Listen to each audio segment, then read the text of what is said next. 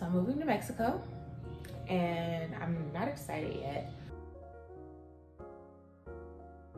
but I will be excited.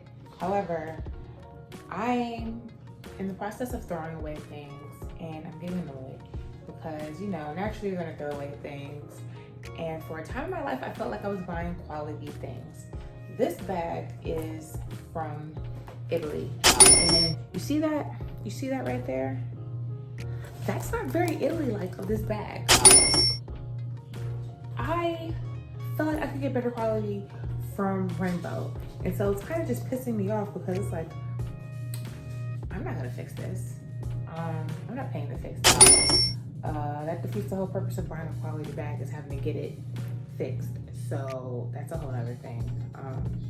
But you know, you just think you're buying quality things. You think you're doing the thing, not buying fast fashion and buying quality things. And then your structured purse does this. So honestly, just buying clothes is a scam. That's what I've gathered. And that's all I have for right now. Before I left for Mexico, I decided to try a lot of new things that I'd never tried before.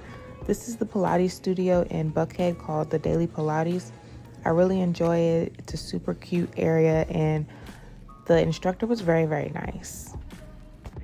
I wanted to be a completely new person when I went to Mexico with new habits, new ideas, new feelings, and I decided to start before I left. So with the month in between the time that I packed up my house and the time that I was ready to go, I decided to start then. Here is me picking up some sunscreen. I packed so much sunscreen from Mexico, which I'm so grateful for. Of course, I had to go to Yebo's.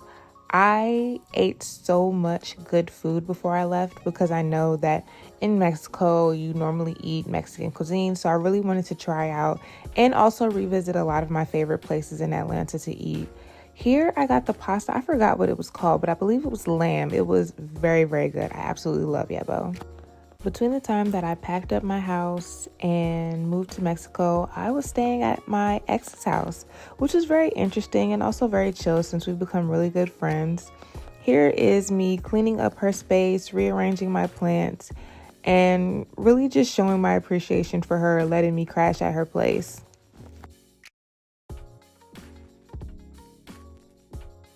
There's a long list of things that come to mind when you are preparing to leave the country. And one of the most important things was making sure that my hair was right. I did not want to hit the ground running and having to find a hairstylist. That's so tedious. So I wanted to make sure that I got my trim, my flat iron, and made sure that my hair was in tip-top health shape before I went to Mexico. So at the very least, I would have 3 months to 6 months before I absolutely needed to find someone to bless my hair. Just edit it. Here we have the length check. You know, there's always room for improvement, but I'm glad to know that my hair is growing in some way, shape, or form, and it wasn't nearly as bad as I thought it was before I walked in there. Now, I've heard absolute horror stories about not being able to find your shade in Mexico and just not being able to find makeup in general for women of my skin tone. So I absolutely stocked up on makeup to make sure that I would be able to put my best face forward while I was there. And here's another food run at the H Mart, which I absolutely love randomly. They have so many cool things there and just really good food, little cute foods. And it was a really fun experience. I wasn't expecting that from walking in there. It's definitely not like your average Kroger or Publix, which I was more used to. Again, with more skincare, I absolutely love face masks, so I had to make sure that I got a few of them before I left.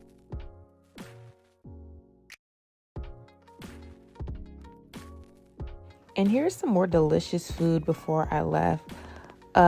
Megan, she actually really does her thing in the kitchen. I'm always grateful when she decides to bless my plate. And as always, presentation is amazing. Food is even better. So this was a 10 out of 10. I forgot what it's called, but it's on my TikTok. So check it out. I am going through TSA and I forgot that my vibrator is in my purse. I have made it through TSA with my vibrator, and I am now waiting for the fucking gate. Well, waiting at the gate. And here we are off, full of anxiety, ready for adventure, and ready for Mexico. Bye.